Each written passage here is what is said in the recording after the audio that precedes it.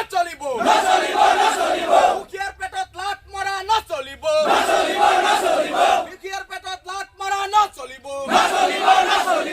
চলিব দিব লাগিবই পিলপিলি চলিব দিব লাগিবই দুখীয়াৰ পেটত লাত মৰা নচলিব দুখীয়াৰ পেটত লাত মৰা নচলিব আমাক পিলপিলি চলাব দিয়ক আমাক পিলপিলি চলাব দিয়ক আমাক পিলপিলি চলাব দিয়ক পিলপিলি চলাচল বন্ধ কৰা নচলিব পিলপিলি চলাচল বন্ধ কৰা নচলিব।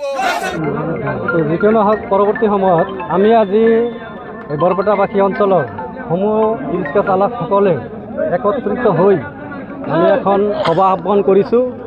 আজি 15 দিন ধৰি আমি ডিচি অফিচত ঘূৰি আছোঁ, ডিচি ছাৰক লগ ধৰিছোঁ, আমি মেমৰেণ্ডাম দিছোঁ, পৌৰসভাত দিছোঁ, MLA ছাৰক দিছোঁ, কিন্তু আমি ফল পোৱা নাই।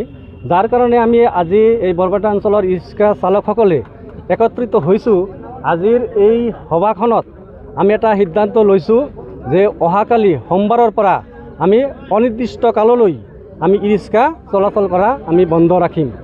তাৰ পাছতো যদি প্ৰশাসনে আমাক আমি প্ৰশাসনক এইটোৱে কৈছিলোঁ ডিচি ছাৰক যে ৰাষ্ট্ৰীয় ঘাইপথত আমি নাযাওঁ বা ৰাজ্যিক ঘাইপথ আমাৰ এই পৌৰসভা এলেকাৰ যিখিনি আমাৰ সনকুচি কলনীৰ পৰা যিখিনি ৰাস্তা আছে এইখিনি ৰাস্তা আমাক ক্লিয়াৰ কৰি দিয়ক। আমি বাৰে বাৰে অনুৰোধ কৰিছোঁ যে আমাৰ এই গড়াইমাৰী, ধানমান্দা, ডঙৰকুচি, দেউৰীকুচি, বেতবাৰী অঞ্চলৰ এই বহু ছাত্ৰ ছাত্ৰী আমাৰ বৰপেটা স্কুল কলেজত পঢ়ি আছে বা আমাৰ এই এলেকাৰ বহু ব্যৱসায়িকসকল বৰপেটাত ব্যৱসায় কৰি আছে বা ডিচি অফিচত বা বিভিন্ন অফিচত চাকৰি কৰা মানুহ এই ব্যৱসায় কৰি আছে। তেওঁলোকক আমি এই ই ৰিক্সাৰ দ্বাৰা আমি কঢ়িয়াই লৈ যাই আমি দুবছৰ ইনকাম কৰি আজি খাই আছোঁ। ডিচি ছাৰক এইবিলাক কথা আমি কোৱাৰ সত্ত্বেও কিন্তু কোনো কাণ সাৰ দিয়া নাই। যাৰ কাৰণে আমি কালিৰ পৰা আমি ই ৰিক্সা চলাচল একেবাৰে বন্ধ ৰাখি দিম।